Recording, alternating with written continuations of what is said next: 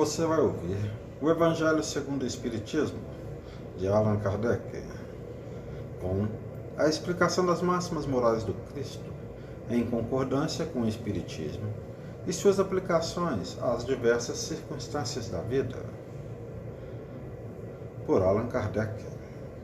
Fé inabalável só é a que pode encarar frente a frente a razão em todas as épocas da humanidade. Prefácio. Os Espíritos do Senhor, que são as virtudes do céu, qual imenso exército, que se movimenta ao receber as ordens do seu comando, espalham-se por toda a superfície da terra, e semelhantes a estrelas cadentes, vêm iluminar os caminhos e abrir os olhos aos cegos. Eu vos digo, em verdade, que são chegados tempos em que todas as coisas hão de ser restabelecidas no seu verdadeiro sentido, para dissipar as trevas, confundir os orgulhosos e glorificar os justos. As grandes vozes do céu ressoam como sons de trombetas, e os cânticos dos anjos lhes associam.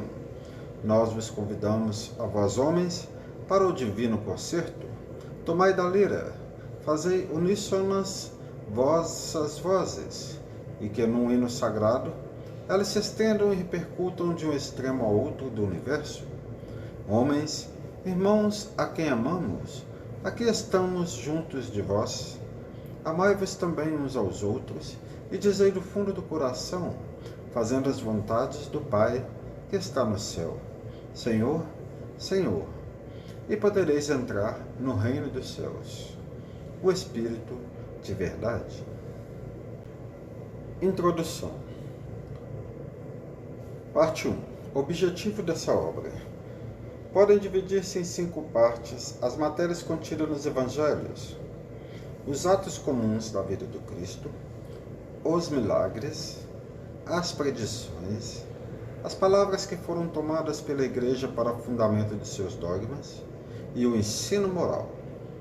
As 4 primeiras têm sido objeto de controvérsias. A última, porém, conservou-se constantemente inatacável. Diante desse código divino, a própria incredulidade se curva.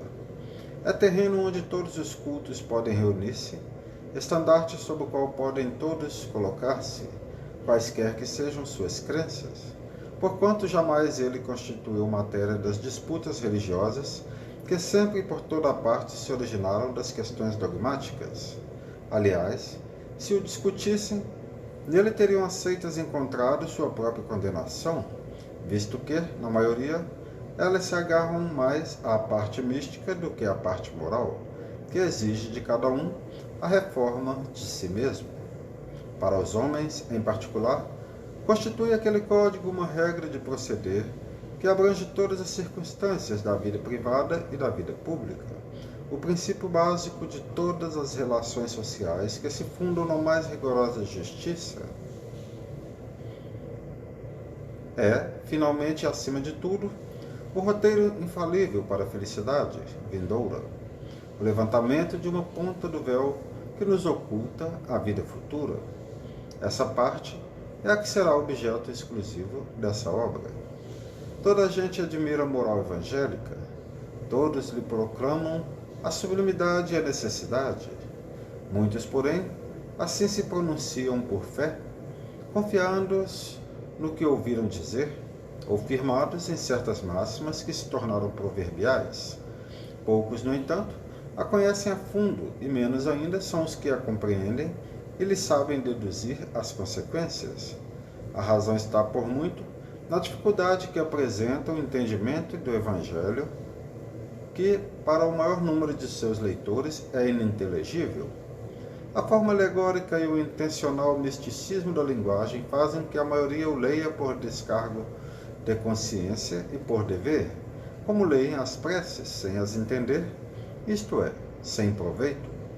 Passam-lhes despercebidos os preceitos morais, disseminados aqui e ali, intercalados na massa das narrativas. Impossível, então, apanhar-se-lhes o conjunto e tomá-los para objeto de leitura e meditações especiais.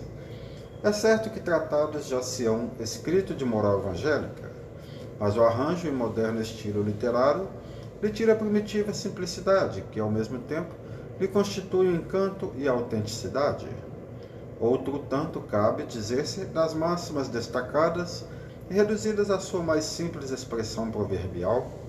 Desde logo, já não passam de aforismos, privados de uma parte do seu valor e interesse, pela ausência dos acessórios e das circunstâncias em que foram enunciadas. Para obviar a esses inconvenientes, reunimos nessa obra os artigos que podem compor, a bem dizer, um código de moral universal, sem distinção de culto. Nas citações, observamos o que é útil ao desenvolvimento da ideia, pondo de lado unicamente o que se não prende ao assunto. Além disso, respeitamos escrupulosamente a tradução de Saci, assim como a divisão em versículos. Em vez, porém, de nos atermos a uma ordem cronológica impossível e sem vantagem real para o caso, grupamos e classificamos metodicamente as máximas, segundo as perspectivas naturezas, de modo que decorram uma das outras, tanto quanto possível. A indicação dos números de ordem dos capítulos e dos versículos permite que se recorra à classificação vulgar, quando oportuno. Esse, entretanto, seria um trabalho material que, por si só, apenas teria secundária utilidade. O essencial era pô-lo ao alcance de todos, mediante a explicação das passagens obscuras e o desdobramento de todas as consequências, tendo em vista a aplicação dos ensinos a todas as condições da vida. Foi o que tentamos fazer com a ajuda dos bons espíritos que nos assistem. Muitos pontos dos evangelhos, da Bíblia e dos autores sacros, em geral por si só, são ininteligíveis, parecendo alguns até irracionais, por falta da chave que faculte se lhes aprenda o verdadeiro sentido.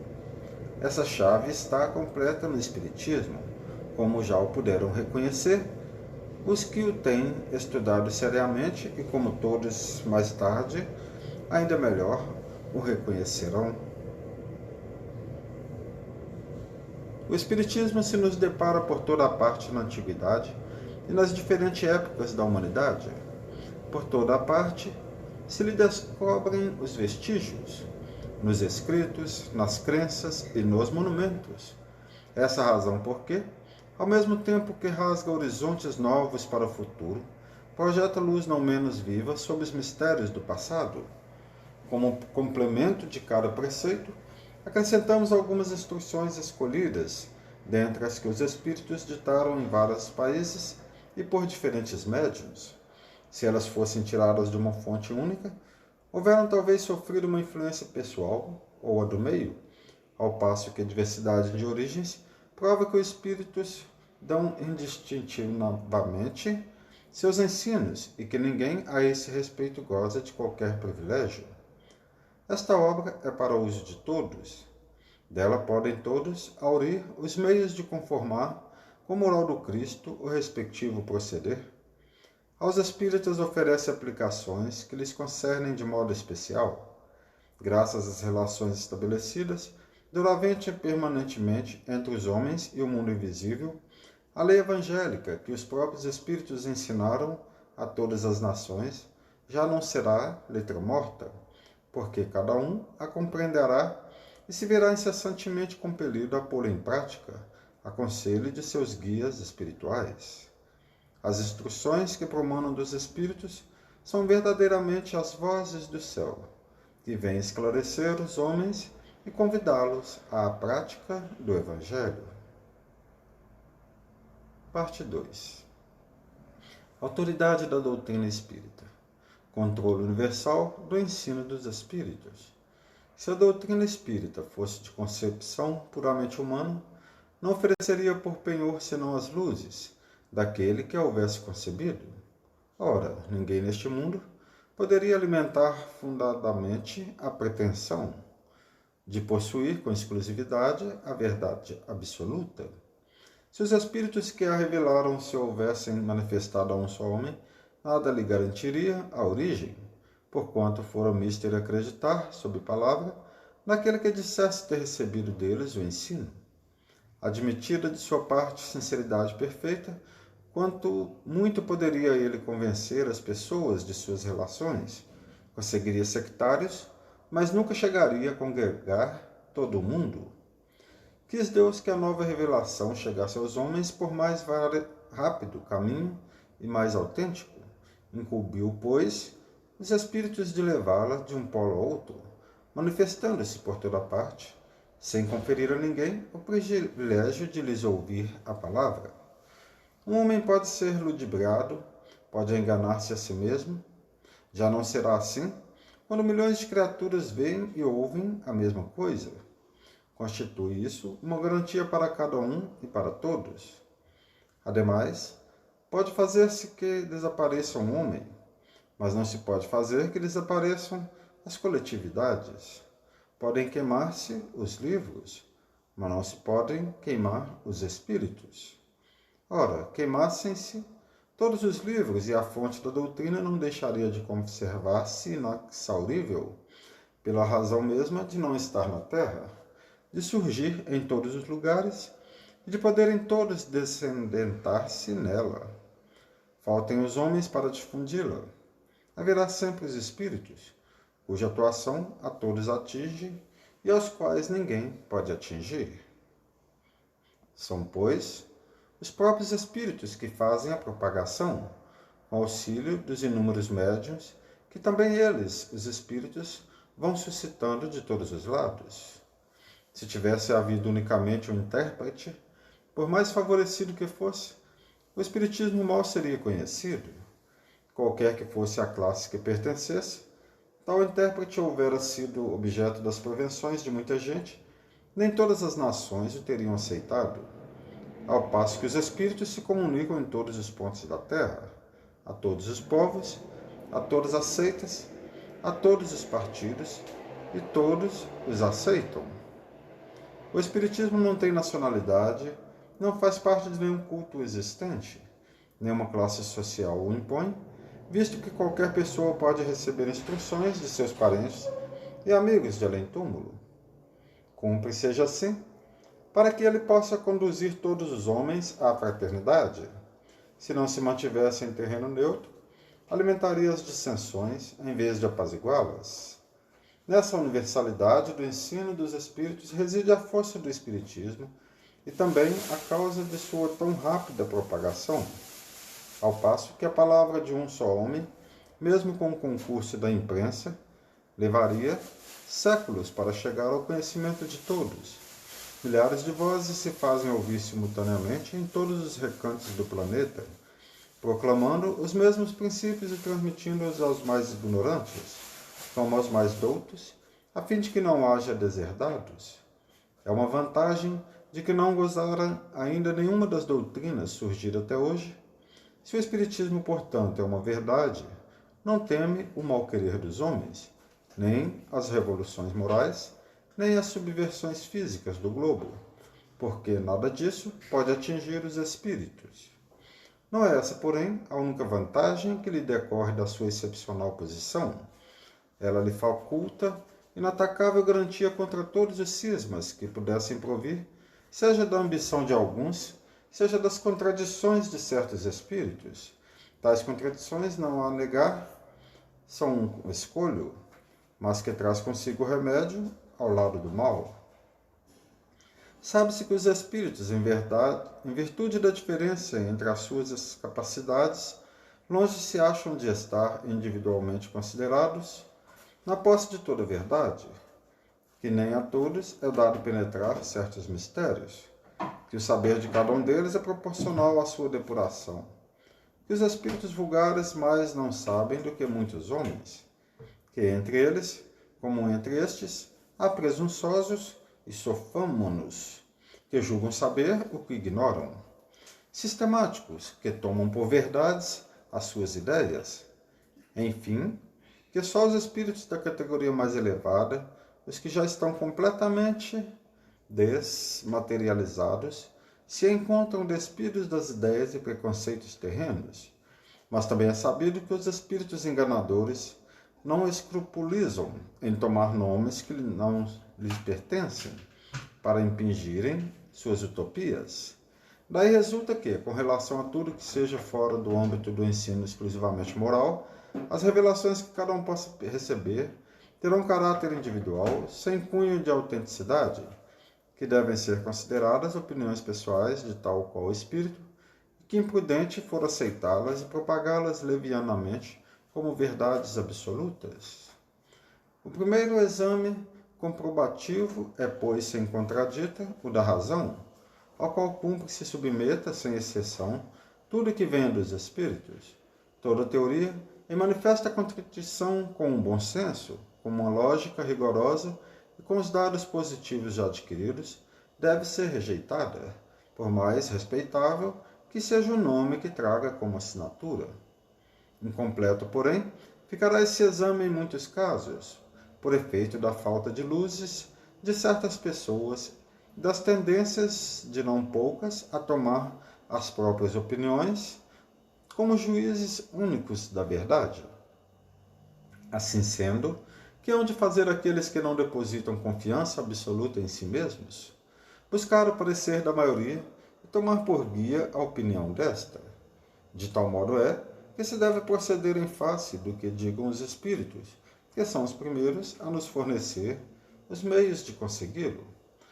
A concordância no que ensinam os espíritos é, pois, a melhor comprovação. Importa, no entanto, que ela se dê em determinadas condições. A mais fraca de todas ocorre quando um médium, a sós, interroga muitos espíritos acerca de um ponto duvidoso. É evidente que, se ele estiver sob o império de uma obsessão, ou lidando com um espírito mistificador, este lhe pode dizer a mesma coisa sob diferentes nomes. Tampouco garantia alguma suficiente haverá na conformidade que apresente o que se possa obter por diversos médiuns, no mesmo centro, porque podem estar todos sob a mesma influência. Uma só garantia séria existe para o ensino dos espíritos: a concordância que haja entre as revelações que eles façam espontaneamente, servindo-se de grande número de médiuns estranhos uns aos outros e em vários lugares. Vê-se bem que não se trata aqui das comunicações referentes a interesses secundários, mas do que respeita aos princípios mesmos da doutrina. Prova a experiência que, quando um princípio novo tem de ser anunciado, isso se dá espontaneamente em diversos pontos, ao mesmo tempo e de modo idêntico, se não quanto à forma, quanto ao fundo. Se, portanto, aprover a um espírito formular um sistema excêntrico, baseado unicamente nas suas ideias e com exclusão da verdade, pode ter-se a certeza de que tal sistema conservar-se-á circunscrito e cairá, diante das instruções dadas de todas as partes, conforme os múltiplos exemplos que já se conhecem.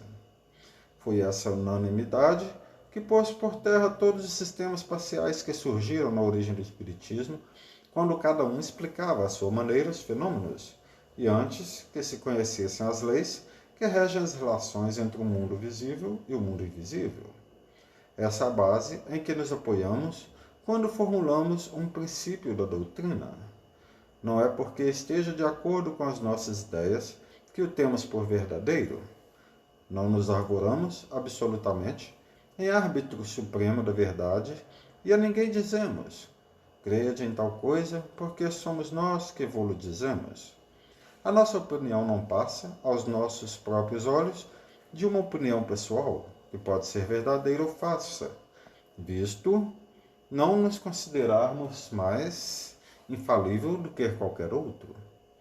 Também não é porque no princípio nos foi ensinado que para nós ele exprime a verdade, mas porque recebeu a sanção da concordância.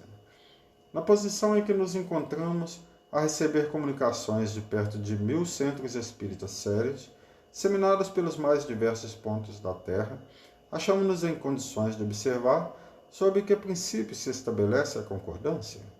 Essa observação é que nos tem guiado até hoje e é a que nos guiará em novos campos que o Espiritismo terá de explorar. Porque, estudando atentamente as comunicações vindo tanto da França como do estrangeiro, reconhecemos pela natureza toda especial das revelações que ele tende a entrar por um novo caminho e que lhe chegou o momento de dar um passo para adiante. Essas revelações, feitas muitas vezes com palavras veladas, hão frequentemente passado despercebidas a muitos dos que as obtiveram. Outros julgaram-se os únicos a possuí-las. Tomadas isoladamente, elas para nós nenhum valor teriam. Somente a coincidência lhes imprime gravidade. Depois, chegar o momento de serem entregues à publicidade, cada um se lembrará de haver obtido instruções no mesmo sentido.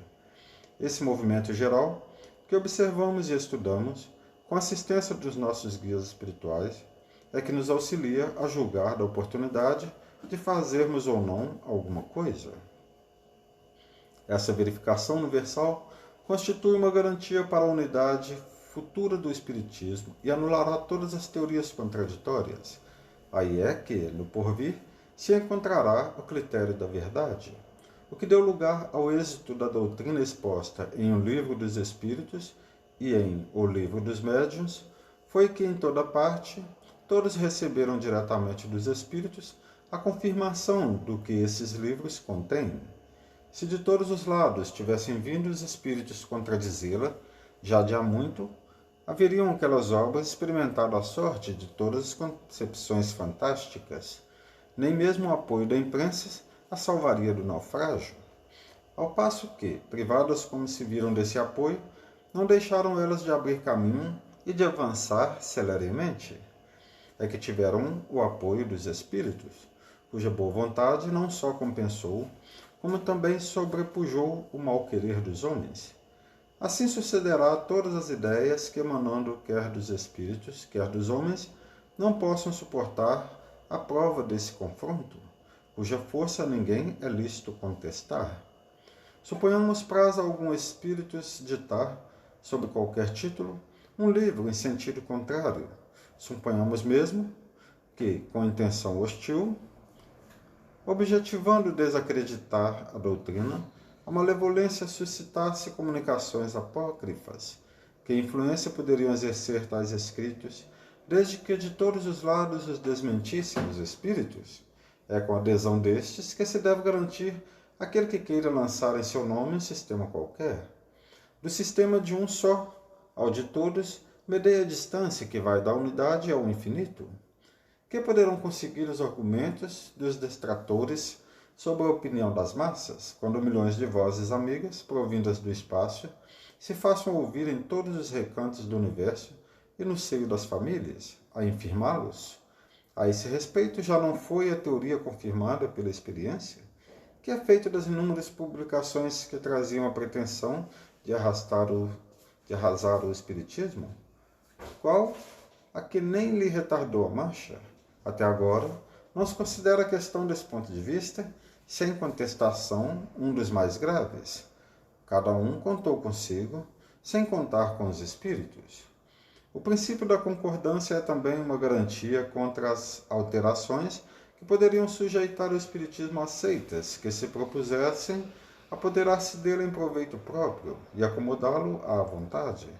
Quem quer que tentasse desviá-lo do seu providencial objetivo, mal sucedido se veria, pela razão muito simples de que os espíritos, em virtude da universalidade dos seus ensinos, farão cair por terra qualquer modificação que se divorcie da verdade.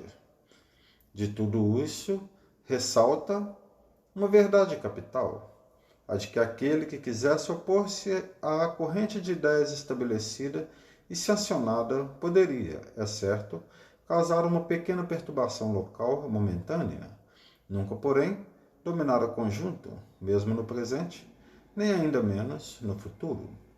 Também ressalta que as instruções dadas pelos Espíritos sobre os pontos ainda não elucidados da doutrina não constituirão lei, enquanto essas instruções permanecerem isoladas, que elas não devem, por consequente, ser aceitas senão sob todas as reservas e a título de esclarecimento. Daí a necessidade da maior prudência em dar-lhes publicidade, e caso se julgue conveniente publicá-las, importa não as apresentar senão como opiniões individuais, mais ou menos prováveis, porém carecendo sempre de confirmação. Essa confirmação é que se precisa aguardar antes de apresentar um princípio como verdade absoluta, a menos se queira ser acusado de leviandade ou de credulidade irrefletida. Com extrema sabedoria, procedem os espíritos superiores em suas revelações. Não atacam as grandes questões da doutrina senão gradualmente, à medida que a inteligência se mostra apta a compreender verdade de ordem mais elevada e quando as circunstâncias se revelam propícias à emissão de uma nova ideia. Por isso é que logo do princípio não disseram tudo, e ainda tudo hoje não disseram, jamais cedendo à impaciência dos muitos afoitos, que querem os frutos antes de estarem maduros. Fora, pois, supérfluo pretender adiantar-se ao tempo que a providência assinou para cada coisa, porque então os espíritos verdadeiramente sérios negariam o seu concurso. Os espíritos levianos, pouco se preocupando com a verdade, a tudo respondem. Daí vem que, sobre todas as questões prematuras, há sempre respostas contraditórias. Os princípios acima não resultam de uma teoria pessoal, são consequência forçada das condições em que os espíritos se manifestam. É evidente que, se um espírito diz uma coisa de um lado, enquanto milhões de outros dizem o contrário algures, a presunção de verdade não pode estar com aquele que é o único, ou quase o único de tal parecer. Ora, pretender alguém ter razão contra todos seria tão ilógico da parte dos espíritos, quanto da parte dos homens. Os espíritos verdadeiramente ponderados, se não se sentem suficientemente esclarecidos sobre uma questão, nunca a resolvem de modo absoluto. Declaram que apenas a tratam do seu ponto de vista e aconselham que se aguarde a confirmação. Por grande, bela e justa que seja uma ideia, impossível é que desde o primeiro momento congregue todas as opiniões. Os conflitos que daí decorrem são consequência inevitável do movimento que se opera. Eles são mesmos necessários para maior realce da verdade e convém se produzam desde logo, para que as ideias falsas prontamente sejam postas de lado. Os espíritas, que a esse respeito alimentassem qualquer temor, podem ficar perfeitamente tranquilos. Todas as pretensões insuladas cairão, pela força mesma das coisas, diante do enorme e poderoso critério da concordância universal. Não será à opinião de um homem que se aliarão os outros, mas à voz unânime dos espíritos.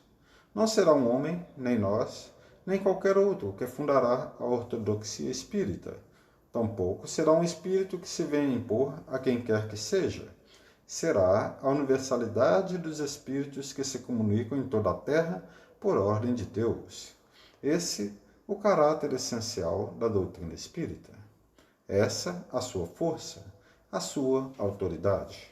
Quis Deus que a sua lei assentasse em base inamovível, e por isso não lhe deu por fundamento a cabeça frágil de um só. Diante de tão poderoso areópago, onde não se conhecem corrilhos, nem rivalidades ciosas, nem seitas, nem nações, é que virão quebrar-se todas as oposições, todas as ambições, todas as pretensões à supremacia individual. É que nos quebraríamos nós mesmos se quiséssemos substituir os seus decretos soberanos pelas nossas próprias ideias. Só ele decidirá todas as questões litigiosas, imporá silêncio às dissidências e dará razão a quem a tenha. Diante desse imponente acordo de todas as vozes do céu, que pode a opinião de um homem ou de um espírito? Menos do que a gota de água que se perde no oceano, menos do que a voz da criança que a tempestade abafa. A opinião universal, eis o juízo supremo, o que se pronuncia em última instância. Formam-no todas as opiniões individuais. Se uma destas é verdadeira, apenas tem na balança o seu peso relativo. Se é falsa, não pode prevalecer sobre todas as demais. Nem imenso concurso, as individualidades se apagam, o que constitui novo insucesso para o orgulho humano. Já se desenha o harmonioso conjunto. Este século não passará sem que ele resplandeça em todo o seu brilho, de modo a dissipar todas as incertezas. Porquanto daqui até lá, potentes vozes terão recebido a missão de se fazer ouvir, para congregar os homens sob a mesma bandeira. Uma vez que o campo se ache suficientemente lavrado. Enquanto isso, se não dá, aquele que flutua entre dois sistemas opostos pode observar em que sentido se forma a opinião geral. Essa será a indicação certa do sentido em que se pronuncia a maioria dos espíritos, nos diversos pontos em que se comunicam, e um sinal não menos certo de qual dos dois sistemas prevalecerá. Parte 3. Notícias históricas. Para bem se compreenderem algumas passagens, mas conhecer o valor de muitas palavras, nelas frequentemente empregadas e que caracterizam o estado dos costumes e da sociedade judia naquela época. Já não tendo para nós o mesmo sentido, essas palavras foram com frequência mal interpretadas, causando isso uma espécie de incerteza. A inteligência da significação delas explica, ademais, o verdadeiro sentido de certas máximas que, à primeira vista, parecem singulares. Samaritanos. Após o cisma das 10 tribos, Samaria se constituiu a capital do reino dissidente de Israel.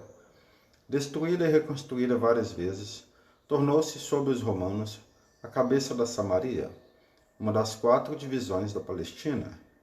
Herodes, chamado o Grande, a embelezou de suntuosos monumentos e, para lisonjear Augusto, lhe deu o nome de Augusta, em grego, Sabaste. Os samaritanos estiveram quase constantemente em guerra com os reis de Judá. A aversão profunda, datando da época da separação, perpetuou-se entre os dois povos, que evitavam todas as relações recíprocas. Aqueles, para tornarem maior a cisão e não terem de vir a Jerusalém pela celebração das festas religiosas, construíram para si um templo particular e adotaram algumas reformas. Somente admitia o Pentateuco, que continha a lei de Moisés, e rejeitavam todos os outros livros que a esse foram posteriormente anexados. Seus livros sagrados eram escritos em caracteres hebraicos da mais alta antiguidade. Para os judeus ortodoxos, eles eram heréticos e, portanto, desprezados, anatematizados e perseguidos. O antagonismo das duas nações tinha, pois, por fundamento único a divergência das opiniões religiosas, se bem fosse a mesma a origem das crenças de uma e outra. Eram os protestantes desse tempo. Ainda hoje se encontram samaritanos em algumas regiões do Levante, particularmente em Nablus e em Jaffa. Observam a lei de Moisés com mais rigor que os outros judeus e só entre si contraem alianças. Nazarenos. Nome dado na antiga lei aos judeus que faziam voto perpétuo ou temporário de guardar perfeita pureza. Eles se comprometiam a observar a castidade, abster-se de bebidas alcoólicas e a conservar a cabeleira. Sansão, Samuel e João Batista eram nazarenos. Mais tarde, os judeus deram esse nome aos primeiros cristãos, por alusão a Jesus de Nazaré. Também foi essa a denominação de uma seita herética dos primeiros séculos da era cristã, a qual, do mesmo modo que os ebionitas, de quem adotava certos princípios, misturava as práticas do mosaísmo com os dogmas cristãos, seita essa que desapareceu no século IV. Publicanos.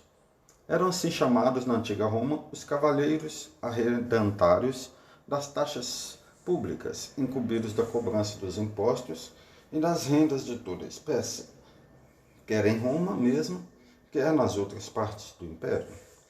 Eram como os arrendatários gerais e arrematadores de taxas do antigo regime da França e que ainda existem em algumas regiões. Os riscos a que estavam sujeitos faziam que os olhos se fechassem para as riquezas que muitas vezes adquiriam e que, da parte de alguns, eram frutos de exações e de lucros escandalosos. O nome de publicano se estendeu mais tarde a todos os que superintendiam os dinheiros públicos e aos agentes subalternos. Hoje, esse termo se emprega em sentido pejorativo para designar os financistas e os agentes poucos escrupulosos de negócios. Disse por vezes, ávido como um publicano, rico como um publicano, com referência a riquezas de mau quilate. De toda a dominação romana, o imposto foi o que os judeus mais dificilmente aceitaram e o que mais irritação causou entre eles. Daí nasceram várias revoltas, fazendo-se do caso uma questão religiosa, por ser considerada contrária à lei. Constituiu-se mesmo um partido poderoso, a cuja frente se pôs um certo Judá, apelidado o Gaulonita, tendo por princípio o não pagamento do imposto. Os judeus, pois, abominavam o imposto e, como consequência, todos os que eram encarregados de arrecadá-lo, donde a aversão que votavam aos publicanos de todas as categorias, entre os quais podiam encontrar-se pessoas muito estimáveis, mas que, em virtude das suas funções, eram desprezadas, assim como os que com ela mantinham relações, os quais se viam atingidos pela mesma reprovação. Os judeus de destaque consideravam um comprometimento ter com eles intimidade. Portageiros eram os arrecadadores de baixa categoria, incumbidos principalmente da cobrança dos direitos de entrada nas cidades. Suas funções correspondiam mais ou menos a dos empregados de alfândega e recebedores dos direitos de barreira. Compartilhavam da repulsa que pesava sobre os publicanos em geral. Essa é a razão porque no Evangelho se depara frequentemente com a palavra publicano ao lado da expressão gente de má vida. Tal qualificação não implicava a de debochados ou vagabundos.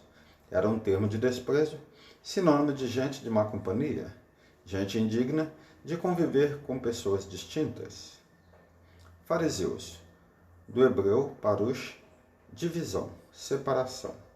A tradição constituía parte importante da teologia dos judeus, constituía numa compilação das interpretações sucessivamente dadas ao sentido das Escrituras, tornadas artigo de dogma, constituía entre os doutores assunto de discussões intermináveis, as mais das vezes sobre simples questões de palavra ou de formas, no gênero das disputas teológicas e das sutilezas da escolástica da Idade Média.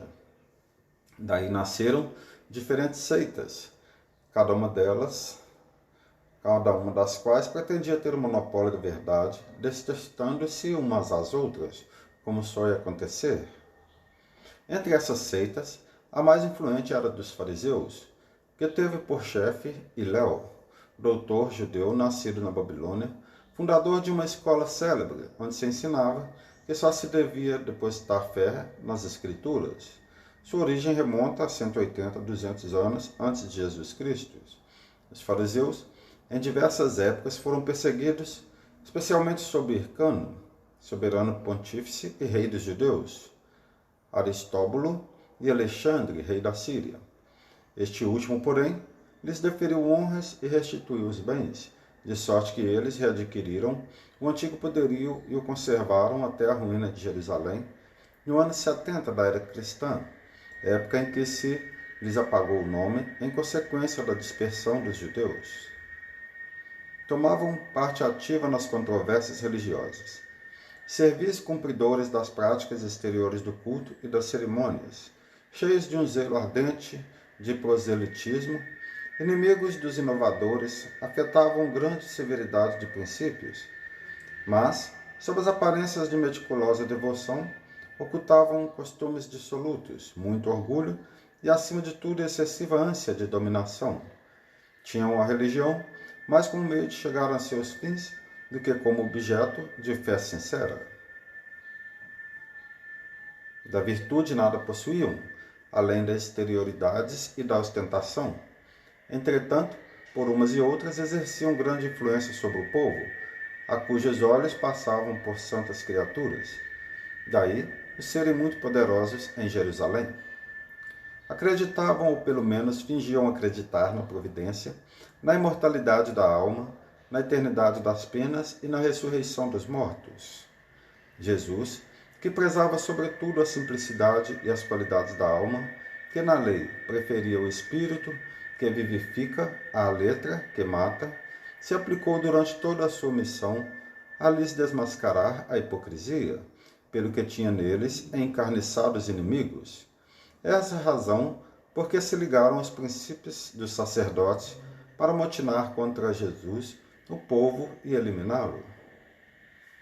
Escribas, nome dado a princípio aos secretários dos reis de Judá e a certos intendentes dos exércitos judeus. Mais tarde, foi aplicado especialmente aos doutores que ensinavam a lei de Moisés e a interpretavam para o povo. Faziam causa comum com os fariseus, de cujos princípios partilhavam, bem como da antipatia que aqueles votavam aos inovadores. Daí o envolvê-los Jesus na reprovação que lançava aos fariseus. Sinagoga, do grego sinagoge, assembleia, congregação. Um único templo havia na Judéia, o de Salomão, em Jerusalém, onde se celebravam as grandes cerimônias de culto. Os judeus todos os anos lá iam em peregrinação para as festas principais, como as da Páscoa, da Dedicação e dos Tabernáculos. Por ocasião dessas festas é que Jesus também costumava ir lá. As outras cidades não possuíam templos, mas apenas sinagogas, edifícios onde os judeus se reuniam aos sábados para fazer preces públicas, sob a chefia dos anciões, dos escribas ou doutores da lei. Nelas também se realizavam leituras dos livros sagrados, seguidas de explicações e comentários, atividades das quais qualquer pessoa podia participar. Por isso é que Jesus, sem ser sacerdote, ensinava aos sábados nas sinagogas. Desde a reúna de Jerusalém e a dispersão dos judeus, as sinagogas nas cidades por eles habitadas servem-lhes de templos para a celebração do culto. Saduceus, seita judia que se formou por volta do ano 248 antes de Jesus Cristo e cujo nome lhe veio de Sadoc, seu fundador. Não criam na imortalidade, nem na ressurreição, nem nos anjos bons e maus. Entretanto, criam em Deus. Nada, porém, esperando após a morte, só o serviam tendo em vista recompensas temporais, ao que, segundo eles, se limitava a providência divina. Assim pensando, tinham a satisfação dos sentidos físicos por objetivo essencial da vida.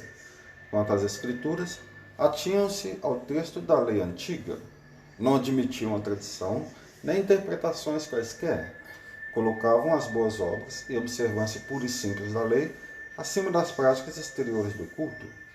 Eram, como se vê, os materialistas, os deístas e os sensualistas da época. Seita pouco numerosa, mas que contava em seu seio importantes personagens e se tornou um partido político oposto constantemente aos fariseus. Essênios ou Esseus, também seita judia fundada cerca do ano 150 a.C., ao tempo dos Macabeus, e cujos membros, habitando uma espécie de mosteiro, formavam entre si uma como associação moral e religiosa. Distinguiam-se pelos costumes brandos e por austeras virtudes. Ensinavam o amor a Deus e ao próximo, a imortalidade da alma e acreditavam na ressurreição. Viviam em celibato, condenavam a escravidão e a guerra, punham em comunhão os seus bens e se entregavam à agricultura.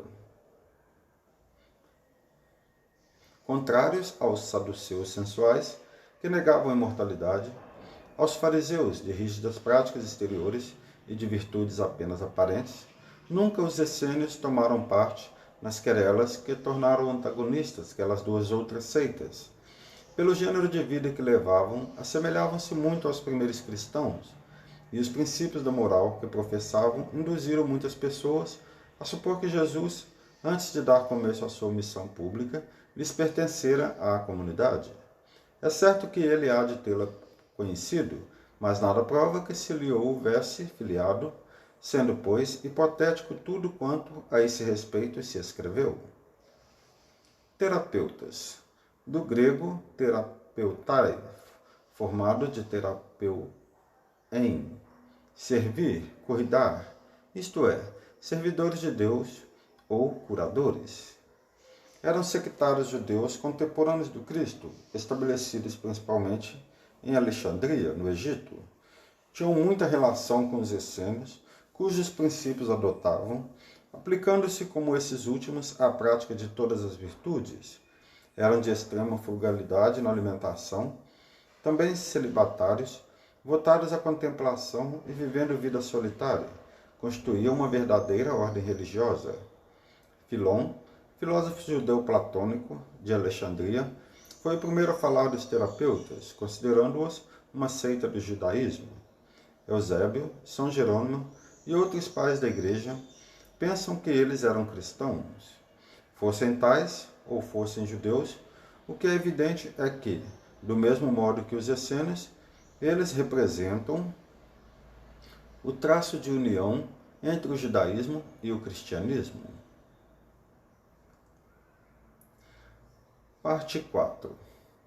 Sócrates e Platão, precursores da ideia cristã e do espiritismo.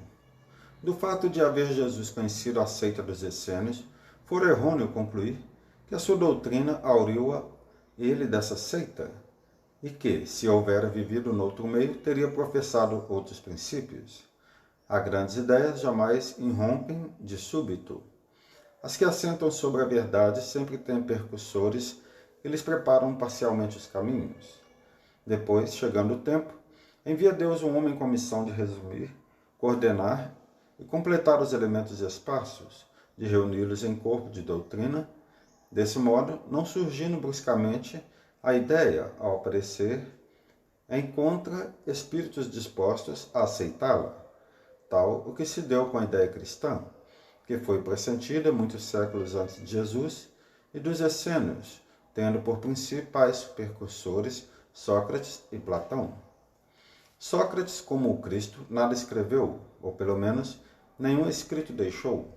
Como o Cristo, teve a morte dos criminosos, vítima do fanatismo, por haver atacado as crenças que encontrara e colocado a virtude real acima da hipocrisia e do simulacro das formas, por haver, numa palavra, combatido os preconceitos religiosos. Do mesmo modo que Jesus, a quem os fariseus acusavam de estar corrompendo o povo com os ensinamentos que ele ministrava, também ele foi acusado pelos fariseus do seu tempo, visto que sempre os houve em todas as épocas, por proclamar o dogma da unidade de Deus, da imortalidade de alma e da vida futura. Assim como a doutrina de Jesus, só a conhecemos pelo que escreveram seus discípulos. Da de Sócrates, só temos conhecimento pelos escritos de seus discípulos Platão. Julgamos conveniente resumir aqui os pontos de maior relevo para mostrar a concordância deles com os princípios do cristianismo. Aos que considerarem esse paralelo uma profanação e pretendam que não pode haver paridade entre a doutrina de um pagão e a do Cristo, diremos que não era pagã a de Sócrates, pois que objetivava combater o paganismo, que a de Jesus, mais completa e mais depurada do que aquela, nada tem que perder com a comparação, que a grandeza da missão divina do Cristo não pode ser diminuída, que ademais trata-se de um fato da história, que a ninguém será possível apagar. O homem ha chegado a um ponto em que a luz emerge por si mesma de sobre o alqueire. Ele se acha maduro bastante para encará-la, tanto pior para os que não ousem abrir os olhos. Chegou o tempo de se considerarem as coisas de modo amplo e elevado, não mais do ponto de vista mesquinho e acanhado dos interesses de seitas e de castas. Além disso, essas citações provarão que se Sócrates e Platão pressentiram a ideia cristã, em seus escritos também se nos deparam os princípios fundamentais do Espiritismo. Resumo da doutrina de Sócrates e de Platão. 1. O homem é uma alma encarnada. Antes de sua encarnação, existia unida aos tipos primordiais das ideias do verdadeiro, do bem e do belo. Separa-se deles, encarnando, e recordando o seu passado, é mais ou menos atormentada pelo desejo de voltar a ele. Não se pode enunciar mais claramente a distinção e a independência entre o princípio inteligente e o princípio material. É, além disso, a doutrina da preexistência da alma, da vaga intuição que ela guarda de um outro mundo a que aspira, da sua sobrevivência ao corpo, da sua saída do mundo espiritual para encarnar e da sua volta a esse mesmo mundo após a morte. É, finalmente, o germe da doutrina dos anjos decaídos. 2. A alma se transvia e perturba quando se serve do corpo para considerar qualquer objeto. Tem vertigem como se estivesse ébria, porque se prende a coisas que estão por sua natureza sujeitas a mudanças, ao passo que, quando contempla a sua própria essência, dirige-se para o que é puro, eterno e imortal, e sendo ela dessa natureza, permanece aí ligada por tanto tempo quanto possa.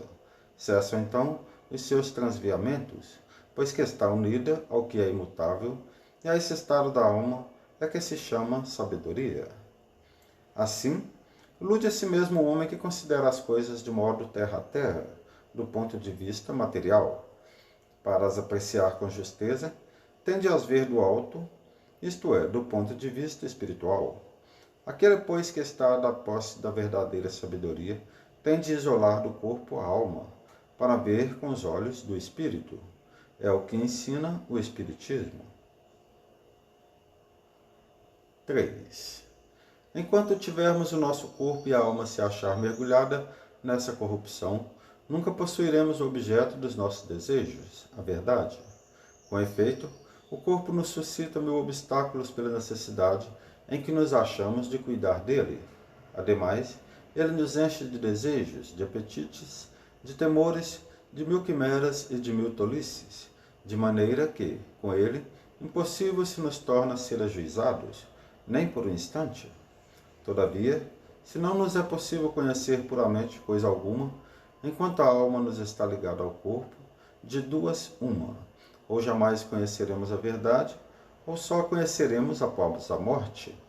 Libertos da loucura do corpo, conversaremos então, lícito é esperá-lo, com homens igualmente libertos e conheceremos, por nós mesmos, a essência das coisas.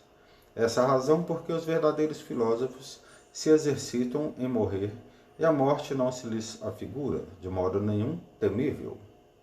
Está aí o princípio das faculdades da alma, obscurecidas por motivo dos órgãos corporais, e o da expansão dessas faculdades depois da morte. Trata-se, porém, apenas de almas já depuradas, o mesmo não se dá com as almas impuras. 4. A alma impura nesse estado se encontra oprimida e se vê de novo arrastada para o mundo invisível, pelo horror do que é invisível e material.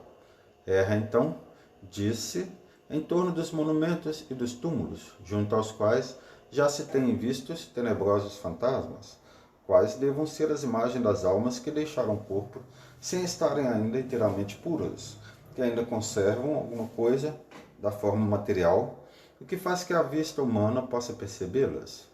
Não são as almas dos bons, são, porém, as dos maus, que se veem forçadas a vagar por esses lugares, onde arrastam consigo a pena da primeira vida que tiveram e onde continuam a vagar até que os apetites inerentes à forma material de que se revestiram as reconduzam a um corpo. Então, sem dúvida, retomamos os mesmos costumes que durante a primeira vida constituíam objeto de suas predileções. Não somente o princípio da reencarnação se acha aí claramente expresso, mas também o estado das almas que se mantém sob o jugo da matéria é descrito qual mostra o Espiritismo nas evocações. Mais ainda, no tópico acima, se diz que a reencarnação num corpo material é consequência da impureza da alma, enquanto as almas purificadas se encontram isentas de reencarnar. Outra coisa não diz o Espiritismo, acrescentando apenas que a alma, que boas resoluções tomou na erraticidade e que possui conhecimentos adquiridos, traz ao renascer menos defeito, mais virtudes ideias intuitivas do que tinha na sua existência precedente. Assim, cada existência lhe marca um progresso intelectual e moral. 5. Após a nossa morte, o gênio, daimon, demônio, que nos fora designado durante a vida, leva-nos a um lugar onde se reúnem todos os que têm de ser conduzidos ao Hades para serem julgados. As almas, depois de haverem estado no Hades, o tempo necessário, são conduzidos a esta vida em múltiplos e longos períodos. É a doutrina dos anjos guardiões, ou os espíritos protetores, e das reencarnações sucessivas, em seguida a intervalos mais ou menos longos de erraticidade. 6. Os demônios ocupam o espaço que separa o céu da terra, constitui o laço que une o grande todo a si mesmo. Não entrando nunca a divindade em comunicação direta com o homem, é por intermédio dos demônios que os deuses entram em comércio e se entretêm com ele, quer durante a vigília, quer durante o sono. A palavra daimon, da qual fizeram o termo demônio, não era na antiguidade tomada a má parte, como nos tempos modernos. Não designava exclusivamente seres malfezosos, mas todos os espíritos em geral, dentre os quais se destacavam os espíritos superiores, chamados deuses, e os menos elevados, ou demônios propriamente ditos, que comunicavam diretamente com os homens. Também o Espiritismo diz que os espíritos povoam o espaço, que Deus só se comunica com os homens por intermédio dos espíritos puros, que são os incumbidos de lhes transmitir as vontades, que os espíritos se comunicam com ele durante a vigília e durante o sono. Ponde em lugar da palavra demônio a palavra espírito e tereis a doutrina espírita. Ponde a palavra anjo e tereis a doutrina cristã. 7. A preocupação constante do filósofo, tal como compreendiam Sócrates e Platão, é a de tomar o maior cuidado com a alma, menos pelo que respeita a esta vida, que não dura mais que um instante, do que tendo em vista a eternidade. Desde que a alma é imortal, não será prudente viver visando a eternidade? O cristianismo e o espiritismo ensinam a mesma coisa. 8. Se a alma é imaterial, tem de passar após essa vida ao mundo igualmente invisível e imaterial, do mesmo modo que o corpo, decompondo-se, volta à matéria. Muito importa, no entanto, distinguir bem a alma pura, verdadeiramente imaterial, que se alimente como Deus de ciência e pensamentos, da alma mais ou menos maculada, de impurezas materiais, que a impede de elevar-se para o divino e a retém nos lugares de sua estada na terra. Sócrates e Platão, como se vê, compreendiam perfeitamente os diferentes graus de desmaterialização da alma. Insistem na diversidade de situação que resulta para elas da sua maior ou menor pureza. O que eles diziam por intuição, o Espiritismo prova com inúmeros exemplos que nos põe sob as vistas. 9. Se a morte fosse a dissolução completa do homem, muito ganhariam com a morte os maus, pois se veriam livres ao mesmo tempo do corpo, da alma e dos vícios. Aquele que guarnecer a alma, não de ornatos estranhos, mas com os que lhe são próprios, só essa poderá guardar tranquilamente a hora de sua partida para outro mundo. Equivale isso a dizer que o materialismo, com o proclamar para depois da morte o nada, anula toda a responsabilidade moral ulterior, sendo, consequentemente, um incentivo para o mal, que o mal tem tudo a ganhar do nada. Somente o homem que se despojou dos vícios e se enriqueceu de virtudes pode esperar com tranquilidade despertar na outra vida. Por meio de exemplos que todos os dias nos apresenta, o Espiritismo mostra quão penoso é para o mal passar desta a outra vida, a entrada na vida futura. Parte 10. O corpo conserva bem impressos os vestígios dos cuidados de que foi objeto e dos acidentes que sofreu. Dá-se o mesmo com a alma. Quando despide do corpo, ela guarda evidentes traços do seu caráter, de suas afeições e as marcas que lhe deixaram todos os atos de sua vida. Assim, a maior desgraça que pode acontecer ao homem é ir para o outro mundo, com a alma carregada de crimes? Vês, Calicicles, que nem tu, nem Pólux, nem Górgias podereis provar que devamos levar outra vida que nos seja útil quando estamos do outro lado. De tantas opiniões diversas, a única que permanece inabalável é a de que mais vale receber do que cometer uma injustiça, e que, acima de tudo, devemos cuidar não de parecer, mas de ser um homem de bem. Colóquios de Sócrates com seus discípulos na prisão. Depara-se-nos aqui outro ponto capital, confirmado hoje pela experiência, o de que a alma não depurada conserva as ideias, as tendências, o caráter e as paixões que teve na terra. Não é inteiramente cristã essa máxima. Mais vale receber do que cometer uma injustiça? O mesmo pensamento exprimiu Jesus, usando desta figura: se alguém vos bater numa face, apresentai-lhe a outra. 11. De duas uma, ou a morte é uma destruição absoluta, ou é passagem da alma para outro lugar. Se tudo tende a extinguir-se, a morte será como uma dessas raras noites que passamos sem sono e sem nenhuma consciência de nós mesmos. Todavia, se a morte é apenas uma mudança de morada, a passagem para o lugar onde os mortos se têm de reunir, que felicidade a de encontrarmos lá aqueles a quem conhecemos. O meu maior prazer seria examinar de perto os habitantes dessa outra morada e de distinguir lá, como aqui, os que são dignos, dos que se julgam tais e não o são. No entanto, é tempo de nos separarmos, eu para morrer, vós para viverdes. Sócrates aos seus juízes. Segundo Sócrates, os que viveram na terra e se encontram após a morte se reconhecem. Mostra o Espiritismo que continuam as relações que entre eles se estabeleceram, de tal maneira que a morte não é nem uma interrupção, nem uma cessação da vida, mas uma transformação sem solução de continuidade.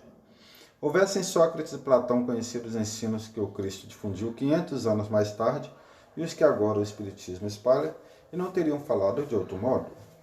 Não há nisso, entretanto, o que surpreenda, se considerarmos que as grandes verdades são eternas e que os espíritos adiantados hão de tê-las conhecido antes de virem à Terra, para onde as trouxeram. Que Sócrates, Platão e os grandes filósofos daqueles tempos bem podem depois ter sido dos que secundaram Cristo na sua missão de vida, escolhidos para esse fim precisamente, pois se acharem, mais do que outros, em condições de lhe compreender as sublimes lições, que finalmente pode dar-se façam eles agora parte da pleide dos espíritos, encarregados de ensinar aos homens as mesmas verdades. 12. Nunca se deve retribuir com outra uma injustiça, nem fazer mal a ninguém, seja qual for o dano que nos hajam causado. Poucos, no entanto, serão os que admitam este princípio, e os que se desentenderem a tal respeito nada mais farão, sem dúvida, do que se votarem uns aos outros mútuo desprezo. Não está aí o princípio de caridade que prescreve não se retribua o mal com o mal e se perdoe os inimigos? 13. É pelo fruto que se conhece a árvore. Toda ação deve ser qualificada pelo que produz. Qualificá-la de má, quando dela provém mal, de boa, quando dê origem ao bem. Esta máxima, pelos frutos é que se conhece a árvore, se encontra muitas vezes repetida textualmente no Evangelho. 14. A riqueza é um grande perigo. Todo homem que ama a riqueza não ama a si mesmo, nem ao que é seu. Ama a uma coisa que lhe é ainda mais estranha do que o que lhe pertence. 15. As mais belas preces e os mais belos sacrifícios prazem menos à divindade do que uma alma virtuosa que faz esforços por se lhe assemelhar. Grave coisa fora que os deuses dispensassem mais atenção às nossas oferendas do que à nossa alma. Se tal se desse, poderiam os mais culpados conseguir que eles se lhes tornassem propícios. Mas não, verdadeiramente justos e retos só o são os que, por suas palavras e atos, compreendem seus deveres para com os deuses e para com os homens. 16. Chama o homem vicioso a esse amante vulgar, que mais ama o corpo do que a alma. O amor está por toda parte, em a natureza, que nos convida ao exercício da nossa inteligência. Até no movimento dos astros os encontramos. É o amor que orna a natureza de seus ricos tapetes. Ele se enfeita e fixada a morada onde se lhe deparecem flores e perfumes. É ainda o amor que dá paz aos homens, calma ao mar, silêncio aos ventos e sono à dor. O amor que há de unir os homens por um laço fraternal é uma consequência dessa teoria de Platão sobre o amor universal como lei da natureza. Tendo dito Sócrates que o amor não é nem um deus, nem um mortal, mas um grande demônio, isto é, um grande espírito, que preside ao amor universal, essa preposição lhe foi imputada como crime. 17. A virtude não pode ser ensinada. Vem por dom de Deus aos que a possuem. É quase a doutrina cristã sobre a graça, mas se a virtude é um dom de Deus, é um favor, e então pode perguntar-se por que não é concedido a todos. Por outro lado, se é um dom, carece de mérito para aquele que a possui. O Espiritismo é mais explícito, dizendo que aquele que possui a virtude adquiriu por seus esforços, em existências sucessivas, despojando-se pouco a pouco de suas imperfeições. A graça é a força que Deus faculta ao homem de boa vontade para se expungir do mal e praticar o bem. 18. É a disposição natural em todos nós a de nos apercebermos muito menos dos nossos defeitos do que dos de outrem. Diz o Evangelho: vedes a palha que está no olho do vosso próximo, e não vedes a trave que está no vosso. 19. Se os médicos são mal-sucedidos, tratando da maior parte das moléstias, é que tratam do corpo, sem tratarem da alma. Ora, não se achando o todo em bom estado, impossível é que uma parte dele passe bem. O Espiritismo fornece a chave das relações existentes entre a alma e o corpo, e prova que um reage incessantemente sobre o outro. Abre, assim, nova senda para a ciência, com lhe mostrar a verdadeira causa de certas afecções, faculta-lhe os meios de combater. Quando a ciência levar em conta a ação do elemento espiritual na economia, menos frequentes serão os seus maus êxitos. 20. Todos os homens, a partir da infância, muito mais fazem de mal do que de bem. Essa sentença de Sócrates fere a grave questão da predominância do mal na Terra, questão insolúvel sem o conhecimento da pluralidade dos mundos e da destinação do planeta terreno, habitado apenas por uma fração mínima da humanidade. Somente o Espiritismo resolve essa questão, que se encontra explanada aqui adiante nos capítulos 2, 3 e 4. 11. 21. Ajuizado serás, não supondo que sabes o que ignoras. Isso vai com vistas ao que criticam aquilo que desconhecem até mesmo os primeiros termos. Platão completa esse pensamento de Sócrates dizendo: tentemos primeiro torná-los, se for possível, mais honestos nas palavras. Se não o forem, não nos preocupemos com eles e não procuremos senão a verdade. Cuidemos de instruir-nos, mas não nos injuriemos. É assim que devem proceder os espíritas com relação aos seus contraditores de boa ou má fé. Revivesse hoje Platão e acharia as coisas quase como no seu tempo, e poderia usar da mesma linguagem. Também Sócrates toparia criaturas que zombariam da sua crença nos espíritos e que o qualificariam de louco, assim como o seu discípulo Platão.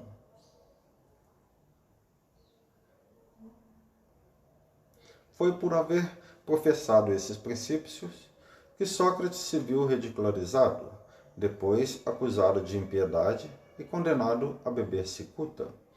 Tão certo é que, levantando contra si os interesses e os preconceitos que elas ferem, as grandes verdades novas não se podem firmar sem luta e sem fazer mártires.